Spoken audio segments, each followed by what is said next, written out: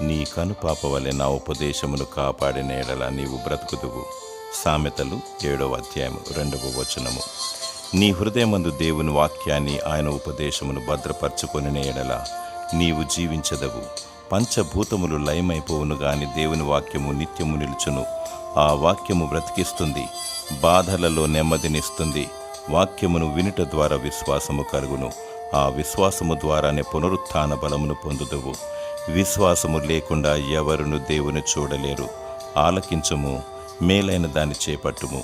ఉపదేశమును కనుపాప వలె కాపాడుకొనుము. నీకు ఆత్మ మరణముండదు. సదాకాలము దేవునితో ఉందువు. నిత్యుడగు తండ్రి తన ఉపదేశము ద్వారా నిన్ను బ్రతికించునుగాక. ఆమేన్.